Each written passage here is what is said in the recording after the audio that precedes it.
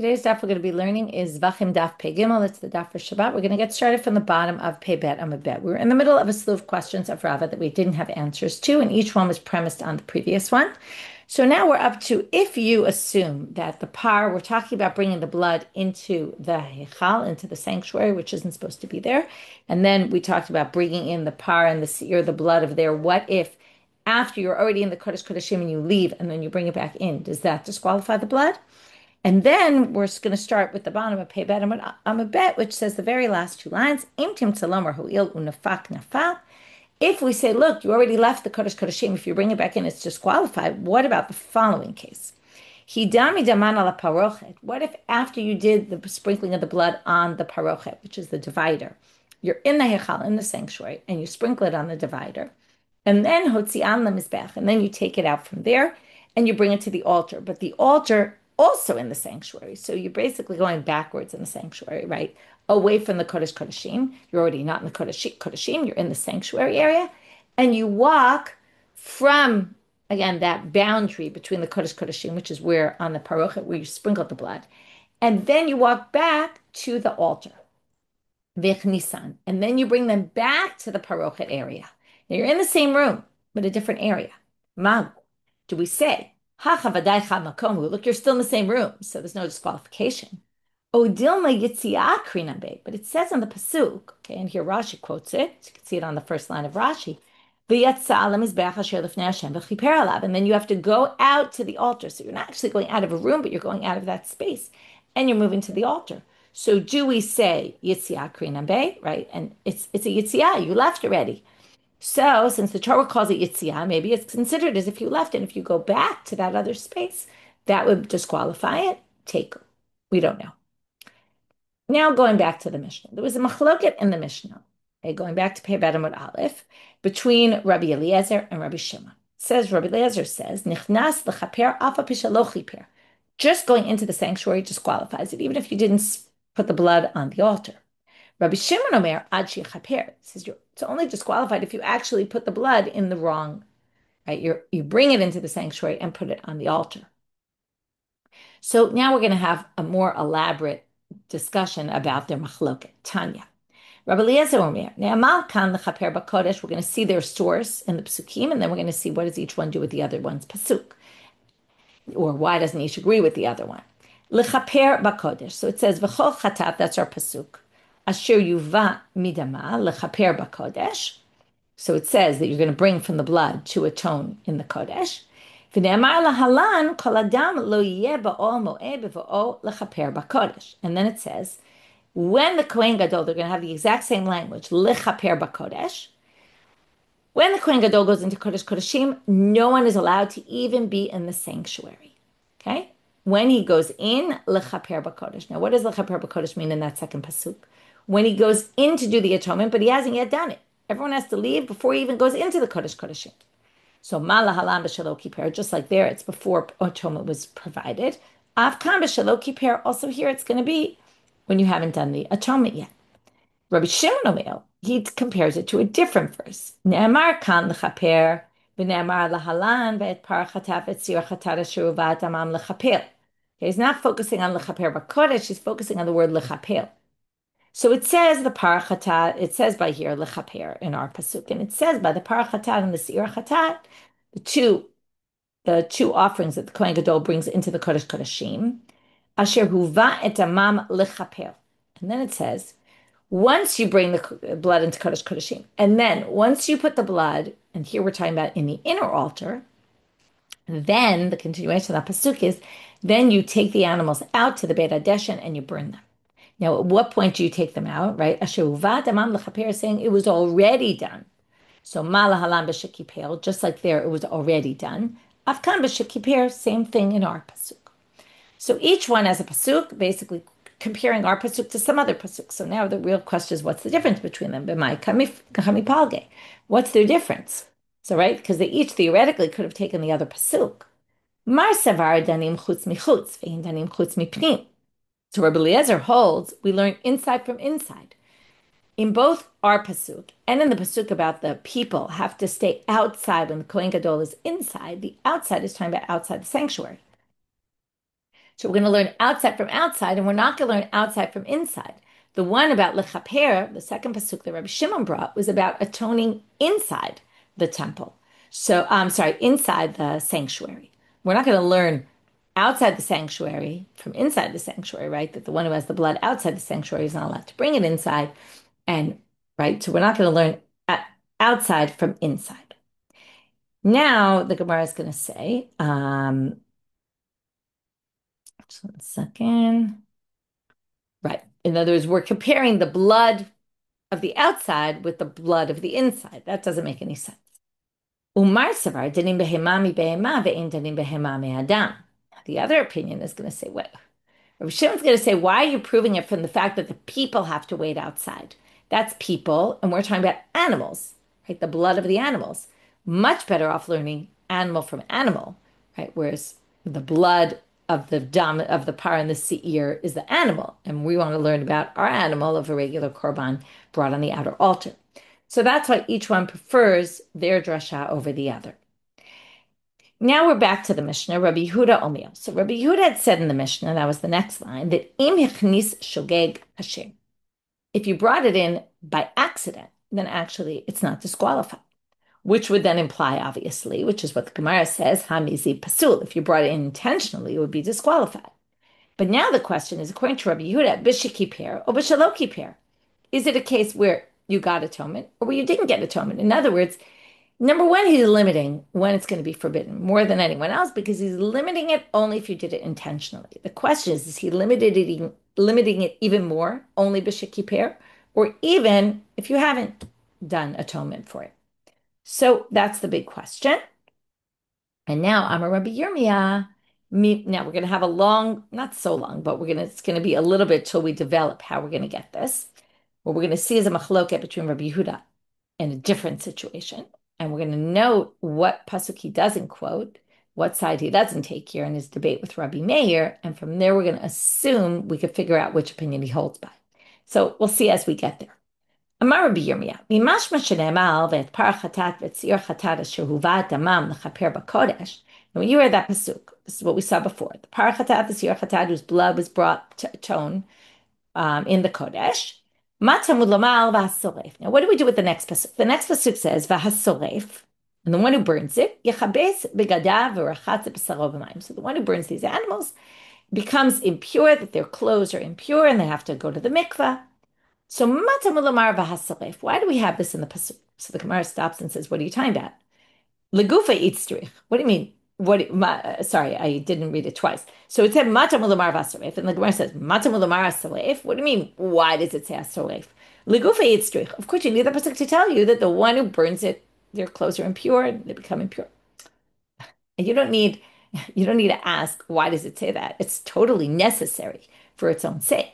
So now they change it. They say, okay, fine. What they meant to say is elamata mulamal chatat chatat. Why does it say the par chatat and the seir chatat? It could have said the par. V'seir hachatat, that's their blood was brought, blah, blah, blah. So, lefishalom amanu ela lepar v'seir shel yom kippurim shenisrafim abeit hadeshem etamim begadim. Says these psukim are basically telling you that they go out, they take, right, that once you do the blood, then you take them out, you burn them, and the one who burns it is going to become impure. Now, and it's going to be matame their clothes. Now, that's only that for these animals that you burn, which on Yom Kippur, the par and the seir, the bull and the goat, if you take them out and you burn them, you're going to have this tumah. But Shar Nisrafim Minayin, how do we know about the Parlim Davar Shel Tzibor and the Seirim of Yom Kippur of Avodah Zarah? There are other ones that you do the exact same thing with, and it doesn't say in the pasuk there that the one who burns them is going to have this tumah. So how do you know that they have the same tumah? Talmud Lamar chatat chatat divrei Rabbi Yehuda. Rabbi Yehuda learns it from the extra word chatat comes to teach you to other korbanot chatat. Rabbi Meir Omer enot tzarich. He says that's very nice, but the truth is you don't really need that. It's much more intuitive from the pasuk itself. Harei Omer ve'et par chatat ve'et seir chatat. In other words, that is just coming to tell you it's the par of the chatat, the seir chatat. But she'ein Talmud Lamar, what's really a much better proof in that pasuk to what you're trying to say is he doesn't disagree with Rabbi Yehuda about what he says. He disagrees about how he learns it. The word lechaper is totally not needed. Ma Talmud lomar lechaper, and it's obviously right. What does it say? The parochet and the ciur chatad sheruvat amam lechaper b'kodesh. We know it's lechaper b'kodesh.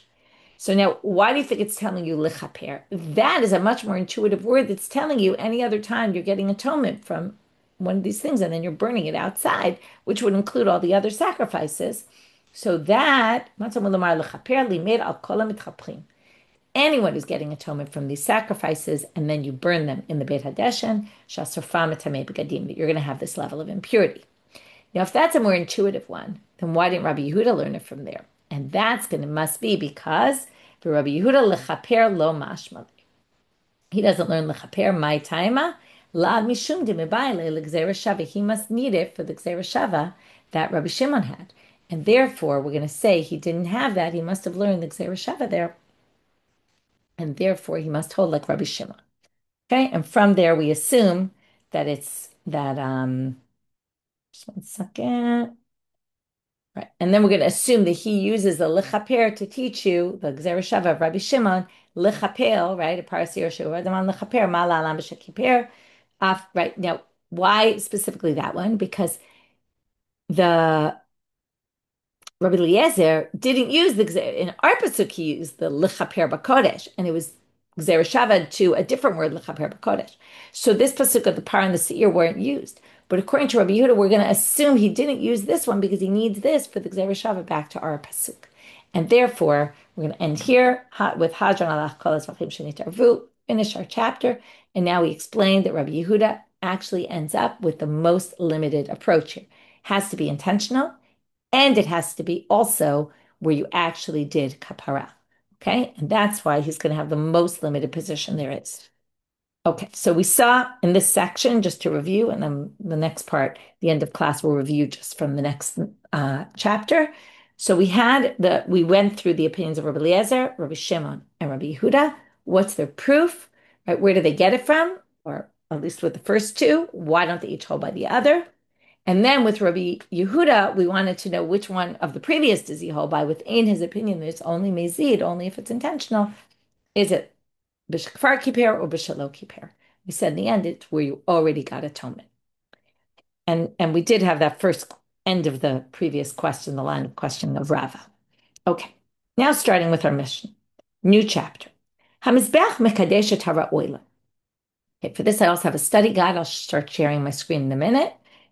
The Mizbeach sanctifies what is ra'oi for the altar. What does this mean? So what it means is, and we've seen this many times already, things that go up on the altar, even if they're disqualified, generally, depending on the rules, and here we're going to talk about different opinions and different rules, there's two options of what we could do. Either we say, that's disqualified, get it off the altar, or we say, you know what?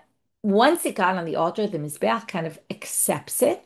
Okay, we're going to use different terms. Like here it says the Mizbeach mikadesh, it sanctifies it, even though it was disqualified, it kind of makes it okay again. And we also saw this term, we're going to see it again today. It becomes lachmo shel mizbeach. It becomes like the bread of the altar. Okay, so now we have this idea that the mizbeach sanctifies things that go on it, but hara'oilo, things that normally could go on the altar, and not things that don't belong there. Okay, so what are we going to talk about? Things that don't belong there. We're obviously not talking about if I stuck a chair on top. Okay, we're not talking about really don't belong. That obviously we're not talking about. But, right, because also we have to think something that was disqualified. So what kind of things were disqualified? We're going to have to see later what this is coming to exclude. And we're going to see different definitions of what is included in Ra'oilo. So Rabbi Yeshua Omer, we're going to have a machlok between Rabbi Yeshua and Rabbi Gamliel right now. And then we're going to have a third position of Rabbi Shimon. And then we're going to have a braita with two other opinions that disagree with Rabbi Yeshua and Rabbi Gamliel. So I'm going to share my screen right now. And here's our study guide. Okay. So the Mishnah starts off with Rabbi Yeshua. After it gives that topic sentence, Rabbi Yeshua Omer, Kol ha'ro'oi le'ishim im ala lo yered. Anything that normally gets burned on the fire, that is meant to be burned, im ala lo yered, if it goes up, it doesn't come down. Shenemal, what's the proof text? Hi ha'olah mokdah. There's a pasuk in Vayikra chapter 6, verse 2. Tzavad Aaron be'banav. Okay, tell Aaron his sons, Zomar zot Torah Tolah. This is the rules for the olah. Hi ha'olah mukda. This is the one that goes up on the pyre. Okay, that's a fire. Okay, so ma'olah shiru yali shim. So just like korban olah is ra'oi shim, it goes on the fire. Im alta lo tered, and if it goes on, you don't take it down. Av kol shu ra'oi shim im ala lo yered. So if you have anything else that's supposed to be burned on the altar, if it goes on, it doesn't come down. Comes Rabban Gamliel. Rabban Gamliel omel kol ha'oil mizbeach im ala lo yered. Doesn't have to be ra'oi for the fire. It's just something that could be brought on the altar. We're going to see in a minute what this includes. That is not included in Rabbi Yoshua. Shenemar, same pasuk, hi haolam mokda al hamizbeach. Okay, what does that mean? It's on the altar. Anything that goes on the altar. He's focusing on that and not on the mokda. Ma'olah shiruya lemizbeach l'matalo teret. Av kol davar shiruya hu ra'oi lemizbeach l'matalo teret. So anything that, right, just like an olah is supposed to, can go on the altar. And if you put it on, it doesn't have to come down. Anything else that's like that, if it goes up, doesn't have to come down. Okay, now, right, they learn this whole thing, and that's where we learned this halacha, that it's, right, first of all, why do they keep comparing it to the olah? Because that's what it says in the pasuk. These are the rules for the olah. And hiya olah mokdah, the second olah, means it goes up, and when it goes up, it doesn't come down, even if it's disqualified. So now they say the following. Now they tell us, they spell it out. Ein bein divrei Rabban Gamliel divrei Rabbi Yeshua ela hadam v'hanisachim. The two differences between them are the blood. Blood goes on the altar, but it doesn't get burnt. Nisachim, libations, go on the altar, but they don't get burnt because they get poured. Okay, so those things is the nafkamina between Rabban Gamliel and Rabbi Yeshua. So Rabban Gamliel and we're lo yardu. Rabban Gamliel will say they don't come down. You don't have to take them off, and you shouldn't even. And Rabbi Yeshua says yardu. Rabbi Yeshua says you have to take them off. Okay, because he says only things are supposed to be burned by the fire. Okay, later in the Gemara, we're going to get to what does each one do with the other one's pasuk. Okay, but for now we're going to move to Rabbi Shimon because we're in the Mishnah. The Mishnah is done with the proof text. So we had, right, the Mishnah did three things. What's the difference? What's each one's opinion? Where did they get it from? And what's the nafkamina, the practical difference between them? Rabbi Shimon omer, hazevach kasher unisachim psulim. If we have a case where the korban is totally fine, but the libations are disqualified, or hanisachim kshirim, where the libations are fine, these are libations that go with the sacrifice. And the zevach is not kasher. Zevach is pasul. So then the libations could be good, but the meat, let's say, got disqualified or something. Afilu zev psulim, or the third case, both are psulim. So either one or the other is pasul, or both are psulim. Hazevach lo yerei, we're always going to leave the meat on. Hanisachim yerdu, this is his big chiddush. He says the libations get taken off no matter what. Even if they're the ones, right, if they go with the sacrifice is disqualified and they're not, they still have to be taken down. Why? So Rashi says, starting on the next, we're now on Amud Bet, and the Rashi here, even though it's on the previous page, the Rashi appears here at the top. She'em is bach mekadesh psulim ela be'im beglal atzman. He says, when we say the Mizbeach sanctifies things that get put on that are disqualified, they mean only things that come in their own right. These libations are an accessory to something. They come because of the korban. So they don't get to stay at all. And even if they're not disqualified, but the korban is, they can't stay on the altar. Now we're going to go back to the first line of the Mishnah. The first line of the Mishnah was Ra'oilo in. So it said, Amizbeach mekadesh et ha'ra'oilo. That was that first sentence. It's right here. The Mizbeach sanctifies anything that's worthy to go on the altar. So they're saying, well, that Ra'oilo, yes, but ein Ra'oilo lo. It sounds like things that are not Ra'oi to go on the altar wouldn't. Lemiute, what is this excluding? It must be coming to exclude something. Amar Papa, lemiute kamatzin shelo kitshu b'kli. It's to basically say that a kometz, if you took a kometz, it's to exclude this case. I took a kmitza, okay, that's like a mincha offering, right? I took a handful of the meal offering, and I didn't put it in a sanctified vessel. Now that can't go on the altar. It has to be first put in a sanctified vessel, and then it can go on the altar. So he says that's coming to exclude that case because a kmitza, that the meal offering, that part of the meal offering that wasn't put in a sanctified vessel cannot be put on the altar. So that's a problem. So that is not going to be allowed to stay on the altar if I put it on, if it was disqualified. Matkifla ravina, or even if it wasn't disqualified, it just wasn't in a sanctified vessel yet, I have to take it off. So now they say, Ravina says, I don't understand. Maishnami de Ula. How is this different from what Ula says? To Amar Ula. Imurei kachim kalim she'elan lefnei zrikat damim lo yirdu. If you take the parts of the animal, they're supposed to be burned on the altar of kachim kalim, right? Because okay, so I don't know why specifically kachim kalim, but right, okay. So anyway, we take these imurim of kachim kalim that he'elan. You put them on the altar when also before you did something that was supposed to happen first. You can only put them on the altar once you sprinkle the blood.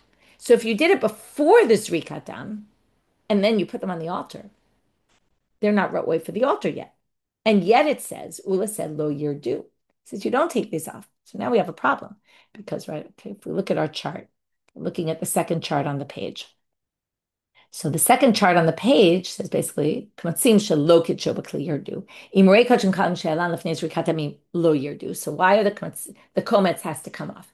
And the imurim don't have to come off. They're basically the same thing. They're both things that shouldn't go on the altar. So theoretically, they should both be excluded, according to what we said. So, and the reason why Ula says not is what I told you before we're going to get to. Na'asu lachmos mizbeach. These become the bread of the altar. It kind of becomes like owned by the altar and they can stay on. So what's the difference between them? So this I put on the chart. Hanach lo michasru ma'aseh begufayu. The imurim are not missing any action that you haven't yet done to the imurim. The imurim are ready to go. What's the problem? You have to do the zrikat dam, which is something else. There's blood and there's parts of the body, right? The parts that the fatty parts that go on the altar. The fatty parts, you're done with them. They're ready to go. But the blood isn't. Those are two different things.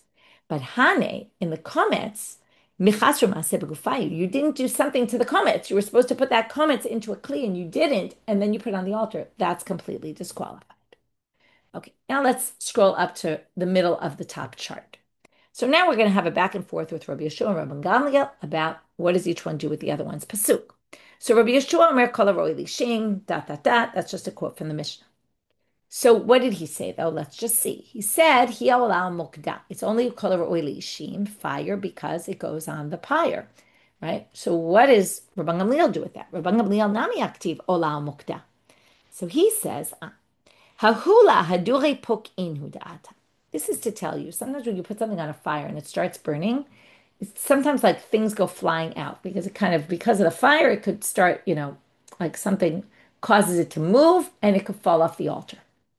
So what this is telling you is if something's on the fire, okay, there's rules about what kind of things, we'll get to that on Daf Pevav, but if things are on the fire and they fall off, like a limb of an animal's body, you put it back on. And that's Hi'olam Mukdah, you bring it back up on the mokeh if it falls off.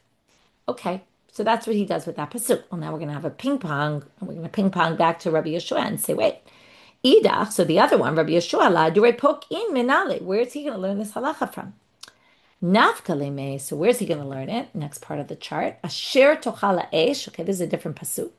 Asher tochala esh, it's the next pasuk after hi'olam mukdah. It says the Kohen wears his clothes, and then it says, and he picks up the ashes from, this is what we call the Trumat Hadeshen. It's the action of removing the ashes from the altar. What ashes? Asher tochala esh, that the fire ate, consumed, right? I don't need you to tell me those are the ashes. Of course those are the ashes. What other ashes would there be? So he says, Asher tochala esh is the fire consumes something. It must be talking about something additional. If it fell off, the fire has to consume it. You have to put it back on. And that's where he gets the pokin from. Okay, v'idach, what is Rabban Gamliel? We're ping-ponging back. What does he do with that pasuk? Asher tochala esh. What does he need it for? It's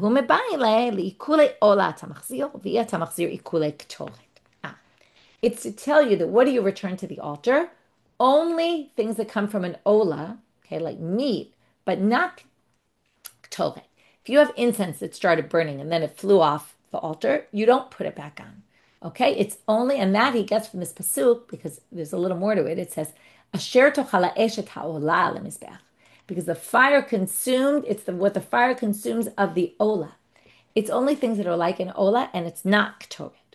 So it's a detail within pokin. He's going to learn from that pasuk, but not the actual law of pokin. That is going to learn from the other pasuk. Now, how do we know this is a halacha that we could say, oh, he derives it from here? Ditane Rabbi Chanina bar Menyumi Rabbi Eliezer ben Yaakov. So Rabbi Chanina bar Menyumi said in the name of Rabbi Eliezer ben Yaakov, Asher tochala eshet ha'olah lemizbeach, Ikulei olam ata machzir ve'iyah ata machzir ikulei ketoret. So we basically learned from this pasuk, and since we have a braita for this, we could say that must be what Rabban Gamliel does with that pasuk. Ve'idach. Okay, so where is Rabbi Yeshua going to learn that halacha from then? If that pasuk is used for him for the law of poking, not necessarily for the fact that it's only things that are like an ola, to which the Gemara says, what do you mean? Idach lav mimela shamat minadi kolei olam hadrinan. In other words, you can, the pasuk is telling you, put back things that fell off, and it says ola in the pasuk, so it obviously means only things that are like an ola, and you could really learn both. Okay, obviously Rabban Gamliel thought you need to learn them from two different psukim, and that's why he goes his way. Okay, Rabban Gamliel Omer. Now what we're left with, what we didn't do, okay, you can see this chart is all filled in, but we didn't do everything in the chart yet, because what we didn't do now is, that whole section was all, what does Rabban Gamliel do with the pasuk of Rabbi Yeshua? Now we have to say, what does Rabbi Yeshua do with the pasuk of Rabban Gamliel? So remember, Rabban Gamliel said anything right for the Mizbeach, because it says, Hi ola mokda ala Mizbeach. Why does it say ala Mizbeach? Rabbi Yeshua nami aktiv Mizbeach. So what does he do with that? Hahume baile, he needs it for the following. My time akama rachmana, kol ha'ro'oi lemokda. Kol ha'ro'oi lemokda, mekadesh Mizbeach. Okay, so he says, what's the reason? So I didn't read this so well. Let's just say it again. My time akama rachmana. In other words, what is the reason the Torah says this? It's, again, Hiola Makda means anything ra'oi for fire, right? Can stay on the altar. What's the reason? Because kol ra'oi lemokda mekadesh mizbeach. In other words, the way he reads this pasuk is Hiola Mokda, because anything that goes on the mokda, ala mizbeach, the mizbeach sanctifies it. Okay, that's his proof. Okay, idach. So where does Rabban Gamliel see the reason for this? Mizbeach achrin aktiv. There's a different pasuk with Mizbeach, and in fact, that pasuk is a much better pasuk for this. Okay, we're going to read in Shmot. It's in Shmot chapter 29, verse 37. Kol hanogea b'mizbeach yikdash. That's where he's going to learn the reason from. So now we're on Rabban Gamliel here. Is going to say the reason why, if it goes on the altar, you don't have to take it down, is because the Mizbeach sanctifies it. Okay, so now, wouldn't you think Rabbi Yeshua would learn it from there, and not from the pasuk that, Hiola Mokda ala Mizbeach teaches you because it went on the Mizbeach sanctifies. This is a much better pasuk. So idach, and now in the end, you could say he does learn it from that second pasuk, but then you have two psukim teaching the same thing.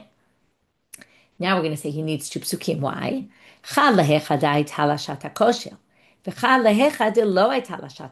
There's two different kinds of things that go on the altar that are disqualified. One is it was never good to begin with. And one is it was actually good in the beginning, then got disqualified. And now it's still disqualified. So that's called haytalashat kosher. There was a time when it could have been used. So the first pasuk is going to say, well, if it could have been used at first and now it can't, well, since it was kind of good at some point, we'll leave it. But you might not have thought that, what if it didn't have shat kosher? What if it was never good? So the second pasuk is coming to say, even if it was never valid, it still could go on. So now we're going to have to ping pong, and this will end our whole chart here and our whole ping pong between the two of them. Ida kevan de psulin ninhu v'rabinu rachmana. Now, look, this whole thing is weird to begin with. We're taking disqualified items, we're putting them on the altar, and we're saying again, you shouldn't put it on the altar, but if you did, it stays. You can leave it. Well, if that's the case, then the Torah is basically saying it's okay, even though it's disqualified. We're going to allow it to stay on. Well, then it shouldn't make a difference if it had a shat kosher or didn't have a shat kosher. What's the difference, right? Either which way, it's something disqualified. You can learn that all from one pasuk because they're both really, it's the same idea. Something that's disqualified. Who cares if at some point it was valid or it could have been used and now it couldn't, or it was never valid? Doesn't really matter. Okay, now we go to Rabbi Shimon. Rabbi Shimon Omer, Hazevach Kasher. So Tanya, now we're going to have a braita. Okay, there's nothing on the sheet about this. I'm going to stop my screen for a minute. Rabbi Shimon Omer, Ma ola haba biglal atzma, av kol ha'ba'im biglal atzman. So why did he say that it's only things that are come on their own? Because it's like an ola. Because remember, this whole thing is learned from the ola. Now the ola comes on its own right. It's its own korban. It doesn't come as an accessory to anything. So therefore, only things that are like an ola that come on their own. Yatsu nisachim haba'im bichlal zevach. So out of that, right, excluded from that is libations. Okay, comes Rabbi Yossi Aglili. Rabbi Yossi Aglili, now we're going to have, well, it seems like there's a continuation of the braita that we just started. Now in this braita, we're going to have, besides this Rabbi Yeshua, this explanation, we're now going to have two other opinions. Different, we're going to see, than the ones we saw before. So Rabbi Yossi Aglili, next chart on the page, what does he say? Now, it's not so clear what they mean at first, and we're going to explain it as we go on.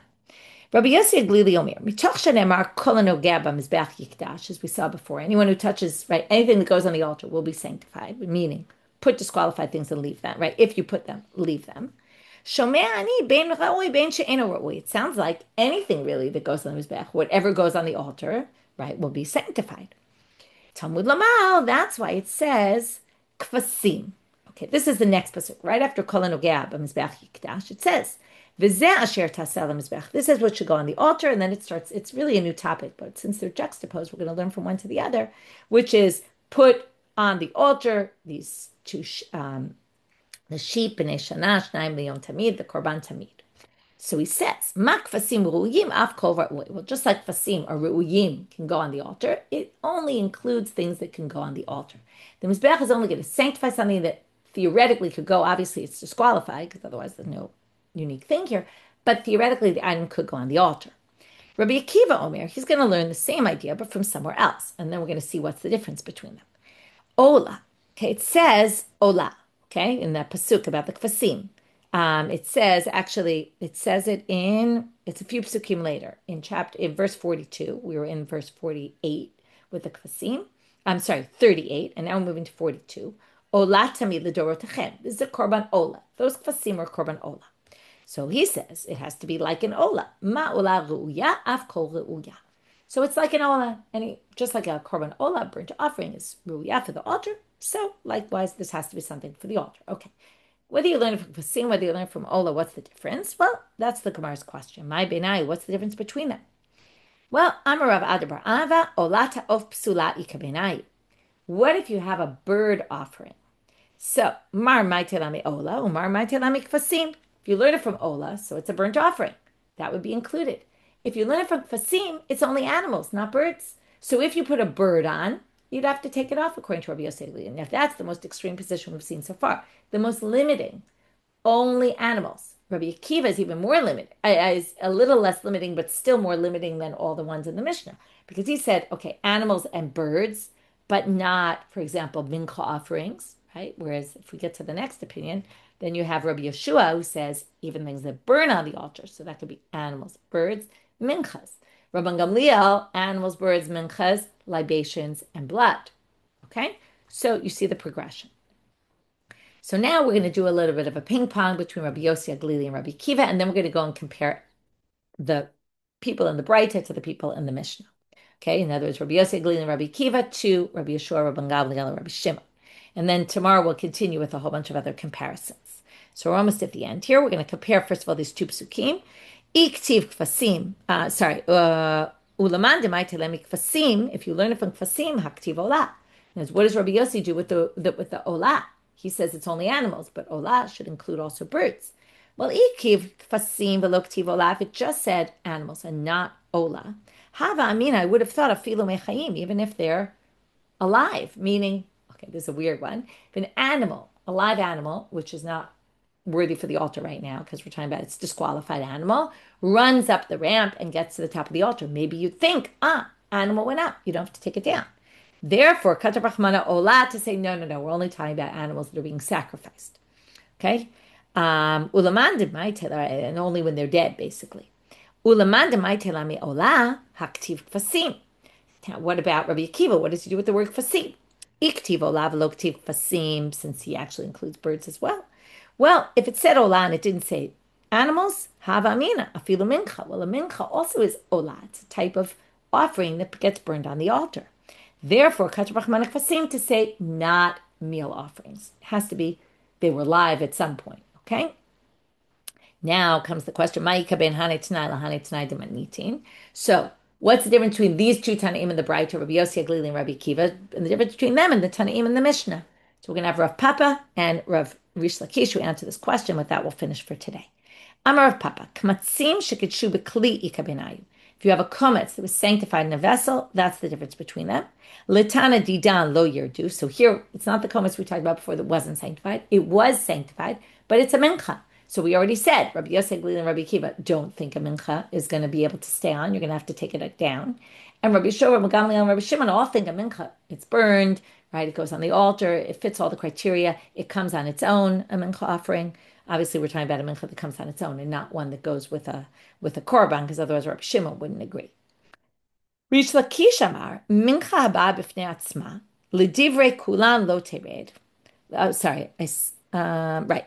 L'divrei Rabbi Yossi Aglili v'Rabbi Akiva tered. Okay, so now we have this mincha that comes on its own, and that's what we were talking about before. Okay, this is the same kind of idea. A mincha that comes on its own. So in this case, Rabbi Yeshua, Rabbi Gamliel, Rabbi Shimon are all going to agree. Okay, one was the kometz that came from the mincha, and the other is the mincha offering. Okay, so if the mincha was disqualified and goes up, lo tered. If Rabbi Yossi Aglili and Rabbi Akiva say that's a mincha, that doesn't get included. Okay, and those are two nafkaminas between the cases. Okay, let's do a quick review. What we really have in this whole thing are five different approaches. We have Rabbi Yeshua, Rabbi Gamliel versus Rabbi Yossi, Haglili, and Rabbi Akiva, each one, right? And then the Rabbi Shimon is that side, which just really has a point about anything that's an accessory is not. But we have things that go on the fire, right? We have things that are burned and things that can just go on the altar for other reasons like libations and blood. And those are, right, so Rabban Gamliel is the most inclusive position that we're going to be able to leave. Rabbi Shua gets a little more limiting with the fire. Then we get to Rabbi Akiva, who says we're even more limiting because we're going to include, right, we're going to exclude minchas, but we will include birds. Rabbi Yosef Gliu says we're not even going to include birds, only animals.